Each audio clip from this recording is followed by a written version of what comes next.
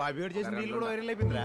మచ్చా video viral అయిపోయిందిరా. నేను చెప్పలా అన్నా మీ వాడు ఒకడు ఉండేవాడు కదన్నా, రీల్స్ చేస్తా ఉండేవాడు. వాడి పేరేమే? వాడా రీల్స్ రజనే. వాడు ఇప్పుడు ఆడున్నాడు. అవును మచ్చా, పుష్ప 1 పాటలకి రీల్స్ చేసి భలే ట్రెండ్ అయిందో వాడా. పుష్ప 2 ఒక్క రీల్ కూడా పెట్టలేదు వాడా. రీల్ చేసే టైం ఆడుంది, వాడికి రోల్ చుట్టడానికే టైం సరిపోవట్లేదు. రోల్సా అంటే డ్రగ్స్ కొడుతున్నాడు వాడు? మొదట్లో ఫ్రెండ్స్ తో సరదాగా మొదలు పెట్టాడు రా. తర్వాత దానికి అడక్ట్ అయ్యి అప్పులు పాలైపోయి ఇంటి కూడా పోకుండా వీడు ఆడబడితే పడుంటున్నాడు. పాపం వాళ్ళ అమ్మని చూస్తే జాలేస్తుందిరా. ఒరే అలాంటి వాళ్ళని ఏం చేయాలో మన పుష్పాన్ని ఎప్పుడో చెప్పాడురా. నమస్తే.